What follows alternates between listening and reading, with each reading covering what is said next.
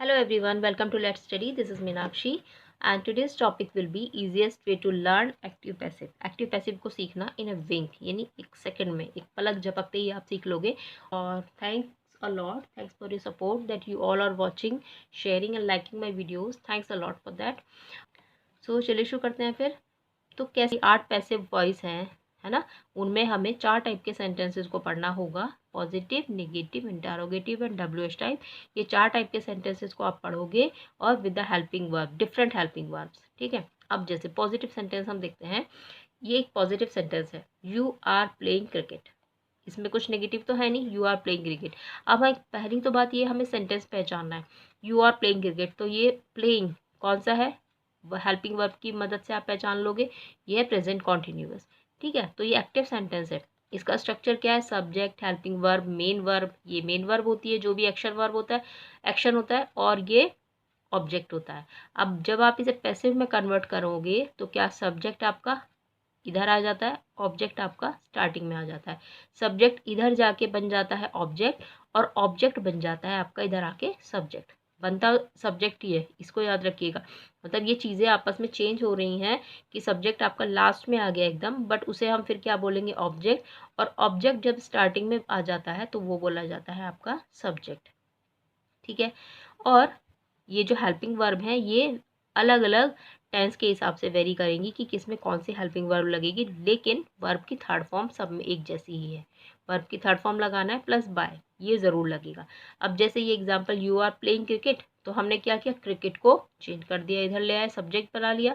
Cricket था तो object, लेकिन हमने बना लिया इसको सब्जेक्ट, क्रिकेट. अब उसके बाद आप देखोगे कि हेल्पिंग वर्ब क्या लगनी है, प्रेजेंट कॉन्टिन्यूअस है, तो प्रेजेंट कॉन्टिन्यूअस के साथ आप केवल बीइंग लगा दोगे हेल्पिंग वर्ब को देखकर. हेल्पिंग वर्ब क्या लगेगी, इज लगेगी, क्योंकि आपका सब्जेक्ट है सिंगुलर.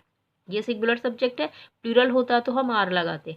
अब सिंगुलर सब्जेक्ट के साथ हमने लगा दिया इज, फिर plus being played by you. Verb की थर्ड फॉर्म है बाय यू. ये यू आपका सब्जेक्ट था, इधर आके बन गया ऑब्जेक्ट.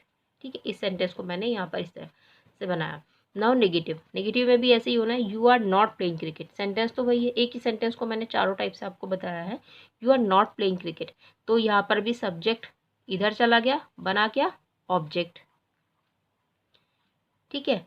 और ऑब्जेक्ट इधर आके बन गया क्या, subject. Right. Helping verb change हो जाएगी आपके सब्जेक्ट के हिसाब से. नॉट है तो नॉट लगाएंगे, वर्ब की जो भी फॉर्म होगी वो यहाँ पर आके वर्ब की थर्ड बन जाएगी. अब जैसे यहाँ पर वर्ब की फर्स्ट फॉर्म में आईएनजी था, लेकिन वो बन गई क्या, वर्ब की थर्ड फॉर्म, प्लेड. ये वर्ब की फर्स्ट फॉर्म में आईएनजी है, लेकिन यहाँ बन जाएगी क्या, वर्ब की थर्ड फॉर्म बन जाएगी. ठीक है. तो आप याद रखो, सब्जेक्ट को बनाना है ऑब्जेक्ट, ऑब्जेक्ट को बनाना है इधर सब्जेक्ट. ये आपका सब्जेक्ट है सेंटेंस में, ये आपका ऑब्जेक्ट है. ठीक है. ये आपकी वर्ब है या मेन वर्ब जिसे कहेंगे, और ये क्या है, आपकी हेल्पिंग वर्ब. ठीक है. आर आपकी हेल्पिंग वर्ब है. तो हेल्पिंग वर्ब चेंज होगी किसके हिसाब से, सब्जेक्ट के हिसाब से. अब हम क्या बना देंगे इसको, क्रिकेट.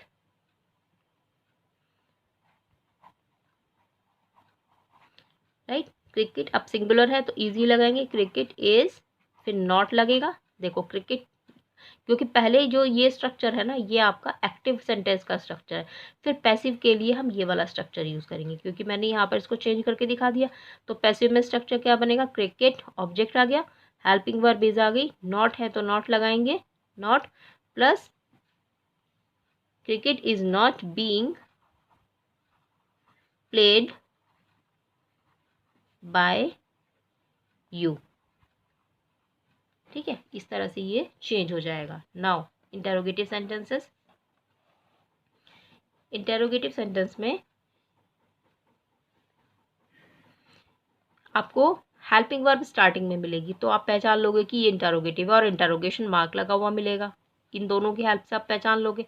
इंटरोगेटिव मार्क होगा और हेल्पिंग वर्ब स्टार्टिंग में होगी. जो हेल्पिंग वर्ब आपकी बीच में थी, यहाँ पर थी ना, सब्जेक्ट के बाद, तो अब हेल्पिंग वर्ब को जब आप शुरू में लिख देते हो तो वो बन जाता है आपका इंटरोगेटिव सेंटेंस.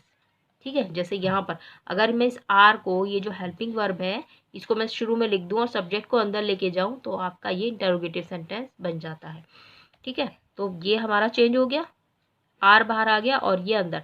तो अब हेल्पिंग वर्ब सब जो हमारा स्ट्रक्चर बनेगा, फिर आपका ये सब्जेक्ट हो गया, फिर नॉट, ये वर्ब है ना, और ये आपका ऑब्जेक्ट। तो इसे हम कन्वर्ट कर रहे हैं। यहाँ पर आपका जो हेल्पिंग वर्ब है, हेल्पिंग वर्ब ये आपका सब्जेक्ट आएगा इधर और ऑब्जेक्ट आएगा इधर, लेकिन आपकी हेल्पिंग वर्ब वही रहेगी क्योंकि इंटरोगेटिव सेंटेंस है, तो हेल्पिंग वर्ब को हम टच नहीं करेंगे, बट हम चेंज जरूर करेंगे।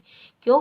क्योंकि अकॉर्डिंग टू सब्जेक्ट, अगर सब्जेक्ट पॉजिटिव होगा, प्लूरल होगा तो आप आर लगाओगे, सिंगुलर होगा तो आप क्या लगाओगे, इज लगाओगे, लेकिन आई होगा तो एम लगाएंगे, है ना, क्योंकि ये प्रेजेंट कॉन्टिन्यूअस के बारे में हम पढ़ रहे हैं। एक से एक टेंस को पकड़ लिया है ना, प्रेजेंट कॉन्टिन्यूअस, इसीलिए अगर टेंस डिफरेंट होगा तो फिर आप उसी हिसाब से देखोगे। तो हेल्पिंग वर्ब अब हम आर रखेंगे यहाँ पर या इज रखेंगे, तो हम रखने वाले इज, क्योंकि is cricket, subject object object, बस हेल्पिंग वर्ब को वहीं का वहीं रखना है, लेकिन सब्जेक्ट के अनुसार चेंज करेंगे। अब ये ऑब्जेक्ट इधर आके क्या बन गया हमारा, सब्जेक्ट, और सब्जेक्ट इधर जाकर क्या बन गया, ऑब्जेक्ट। ठीक है, now is cricket not being played by you, यू ही है ना सब्जेक्ट, तो इंटरोगेशन मार्क। ठीक है, नाउ इसमें क्या करना है, इसमें भी आपको WH को टच नहीं करना है, हेल्पिंग वर्ब को टच नहीं करना है, ये एज इट इज हम लिखेंगे, लेकिन किस हेल्पिंग वर्ब किसे देख के लिखेंगे, सब्जेक्ट के हिसाब से।